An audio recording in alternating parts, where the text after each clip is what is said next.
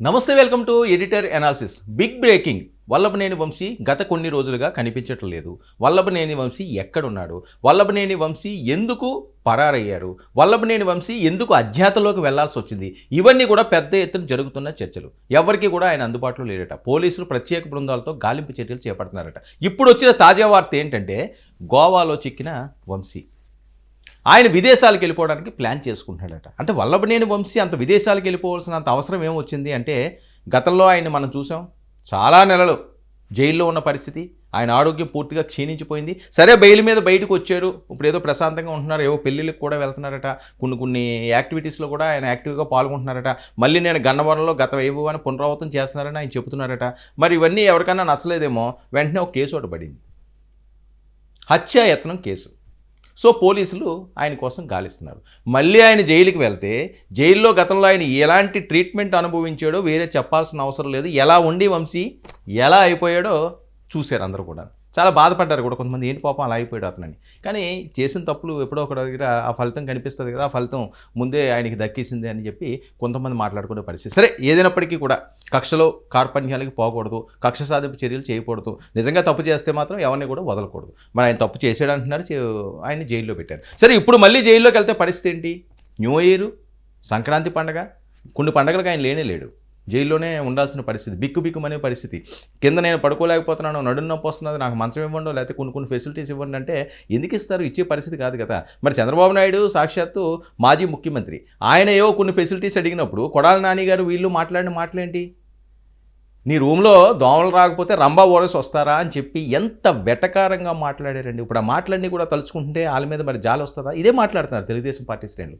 So మనం అధికారంలో ఉన్నప్పుడు ఆ అధికారం అనే ఆ దాహాన్ని తలకెక్కించుకుంటే కొన్ని తప్పులు చేస్తాం. ఆ తప్పులు ఇప్పుడు మనని శాపాలుగా వెంటాడి బిగిస్తాయని పోలీసులకు దొరకకుండా తప్పించుకుంటున్న వల్లభనేని వంశీ, గోవాలో హాయిగా షిప్లో ఎంజాయ్ చేస్తున్న వంశీ అని చెప్పి ఇప్పుడు వస్తున్న బ్రేకింగ్. సకల భోగాలు ఉన్న కేష్నో షిప్లో వంశీ ఉన్నాడా? అక్కడి నుంచి వేరే ప్రాంతానికి వెళ్ళిపోవడానికి ప్లాన్ చేసుకుంటున్నాడా? ఇక అటు నుంచి అటే విదేశాలకు చెక్కేసే ప్లాన్లో ఉన్నారంటూ వస్తున్న వార్తలు. ఏపీ పోలీసులు దొరికితే ఈసారి అతనికి వేరే రకంగా ఉంటుంది. ఇంకా కఠినమైన ఎఫ్ఐఆర్లో కొన్ని సెక్షన్లో పెడతారు. ఎందుకంటే తప్పించుకుంటూ వెళ్ళడం, బెయిల్లో ఉన్నవారు ఆ రకంగా వెళ్ళకూడదు. మనం ఒక కేసుకు కూడా హాజరయ్యాల్సి ఉంటుందంటే అతను అనుచరులు కూడా హాజరవ్వలేదట. ఇవన్నీ కూడా చాలా సీరియస్గా కోర్టు కూడా తీసుకునే పరిస్థితి ఉంటుంది. అందుకే రాష్ట్రం విడిచి పారిపోయిన వల్లభనేని వంశీ అంటూ ప్రచారం. వంశీని పట్టుకునేందుకు గోవాకు ప్రత్యేక బృందాలటండి. వంశీ కోసం గోవాలో గాలిస్తున్న ఏపీ పోలీసులు, గోవా పోలీసుల సహకారం, మెరైన్ పోలీసులు, నేవీ సహాయం తీసుకున్న ఏపీ పోలీసులు. నేవీ అవనియండి, మెరైన్ పోలీసులు అవని, నేవీ అంతవరకు కూడా వెళ్ళే అవసరం ఉంటుంది కాబట్టి మెరైన్ పోలీసులు అని. సరే, ఒక వార్త వచ్చిందంటే దానికి 100 రకాలుగా ఎవరికి నచ్చినట్లుగా వాళ్ళు మాట్లాడుతుంటారు. సో మెరైన్ పోలీసులు హెల్ప్ తీసుకునే అవకాశం ఉంటుంది. ఎందుకంటే ఆయన మీద కొన్ని కేసులు ఉన్నాయి కాబట్టి ఖచ్చితంగా పట్టుకోవాలి కాబట్టి నోటీసులు ఆయన తీసుకోవట్లేదు కాబట్టి లుకౌట్ నోటీసులు ఇచ్చే అవకాశం అయితే ఉంటుంది. దాన్ని సీరియస్గా పోలీసులు తీసుకుంటారు.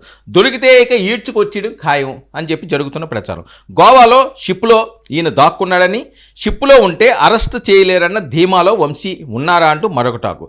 అసలు ఇంతకు ముందు ఏమైంది ఇప్పుడు చూద్దాం. అసలు ఏమైంది వంశీకి? ఎందుకు అంతలాగా షిప్లో దాక్కోవాల్సిన అవసరం? ప్రస్తుతానికి ఆయన బెయిల్లోనే ఉన్నాడు కదా. గత కొన్ని రోజులుగా అజ్ఞాతంలో వల్లభనేని వంశీపై హత్యాయత్నం కేసు నమోదు. వంశీతో పాటు మరో 8 మందిపై కేసు. వంశీ కోసం గాలిస్తున్న ప్రత్యేక బృందాలు. ఇప్పటికే చాలా కాలం జైల్లో ఉండొచ్చాడు.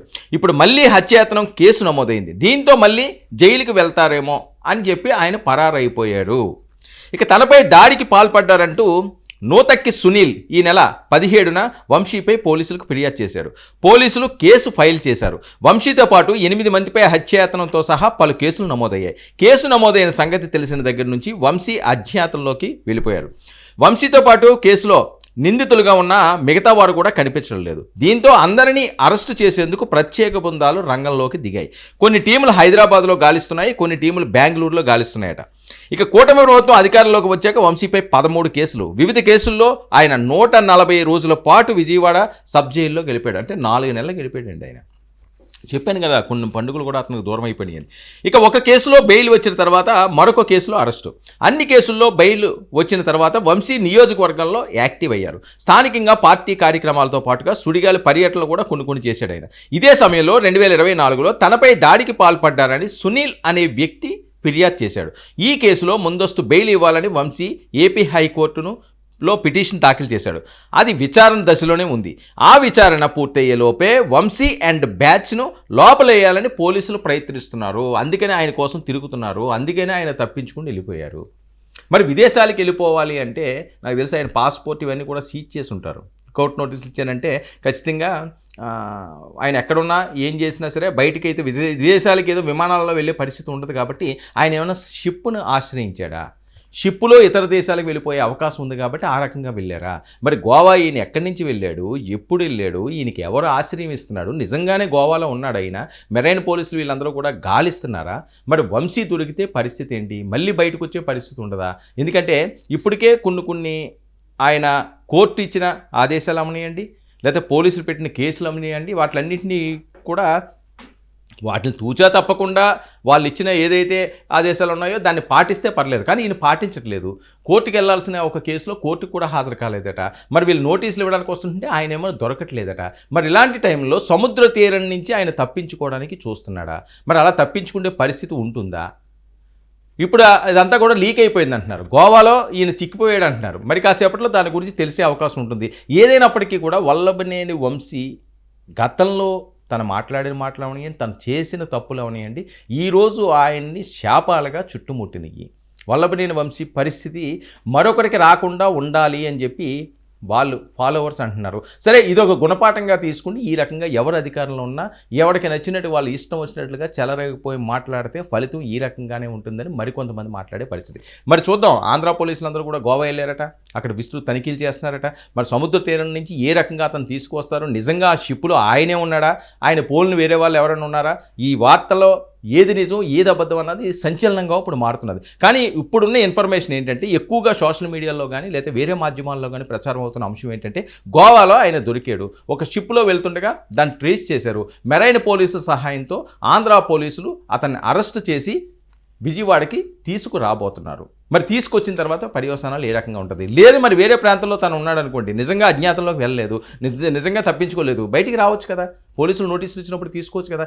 ఎక్కడికి వెళ్ళిపోయినా సరే అరెస్ట్ అన్నా తప్పదు. ఎన్ని రోజులు ఎవరు ఎక్కడికి వెళ్ళిపోగలరో, వెళ్ళిపోయే పరిస్థితి ఉండదు. కాబట్టి మరి గౌరవంగా వంశీ పోలీసులకు సరెండర్ అయితే కొంతవరకు పర్వాలేదు.